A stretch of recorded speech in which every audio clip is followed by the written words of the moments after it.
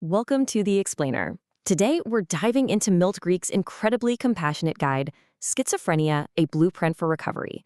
We're going to look at the journey it maps out, a path from the depths of psychosis to a new kind of peace. Now, the author, Milt Greek, didn't just write about this journey from a distance. He actually lived it.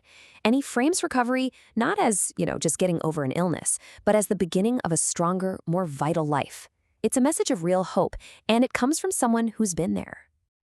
So, to really get what recovery means, we first have to understand the experience of psychosis itself. And as this book makes so clear, it is not what most of us have been led to believe. We tend to think of it as a break from reality, right? But the author describes it totally differently. It's more like an immersion into multiple realities, all at once. These are often spiritual and can feel way more important than our normal everyday life. So it's not a detachment, it's actually an intense connection to something that feels more real than real. A big part of this experience comes from the loss of something we all take for granted, object permanency. The basic idea that things still exist even when we can't see them. Well, imagine a world where people and things can literally appear or disappear for mystical reasons. In a world that fluid, any tiny choice you make can feel like it has the power to change destiny, to bring heaven or hell to earth in a single moment. Okay, so if the world feels that unstable, how does anyone make sense of it? Well, it turns out that thinking in psychosis has its own powerful internal logic. It's a logic that's built from really personal and often overwhelming experiences. Hallucinations and delusions aren't just random noise. The book argues they are often these deeply symbolic expressions of very real underlying problems. And get this, when someone has an experience like an accurate intuition, they suddenly know something that turns out to be true, that can feel like undeniable proof that these messages are real and have to be followed. This all builds into what the author calls a magical quest.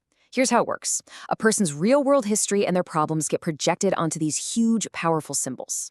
Then they start to believe they can actually control these symbols through certain actions to magically fix everything from their own personal trauma all the way up to global warming. So if someone you care about is living in this completely different, high-stakes reality, how can you possibly help? How do you build a bridge between these two very different worlds? Well, the book proposes this really interesting idea, a mentor/realist team. The mentor's job is just to build trust. They listen, they try to understand that person's reality, and they do it without any judgment. At the same time, the realist is the one who gently pushes for practical steps, like, hey, let's consider medication, or let's think about the consequences in our shared reality. Creating a calm, positive environment is also just vital. The book explains that people experiencing psychosis can be like emotional sponges, just soaking up all the anxiety and negativity around them. So simply cutting down on that stress by focusing on beauty, talking about happy memories, and showing love becomes an incredibly powerful tool for support. All of this support, this whole network, is building towards stabilization. And this is the stage where a person learns not to erase their experiences, but to actually navigate them and find solid ground again. And the central challenge of the stage is just huge. It's learning how to tell the difference between a purely personal experience, like a hallucination, and an event that's actually happening in our shared consensus reality.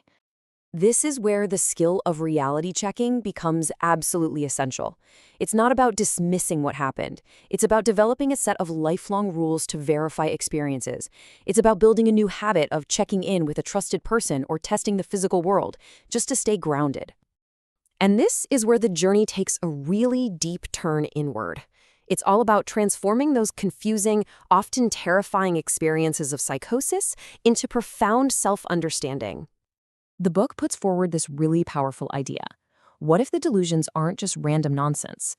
What if they're actually poetic, symbolic expressions of a person's real secrets, their traumas, and their deepest inner conflicts? And this is why counseling is so crucial. It becomes this process of decoding the symbolic messages, almost like translating a dream, to find and heal the real underlying wounds that they represent. This is where the deepest healing really starts. And that brings us to the ultimate goal of the blueprint. You see, recovery isn't just about ending an illness. It's about using that entire experience to build a brand new, stronger beginning. By bravely facing and understanding the most difficult parts of their experience, a person can start to resolve those deep inner conflicts. They can build a life with renewed purpose, with real insight, and a hard-won inner peace that they might never have known otherwise. Milt Greek's blueprint suggests that the answer is a definite yes.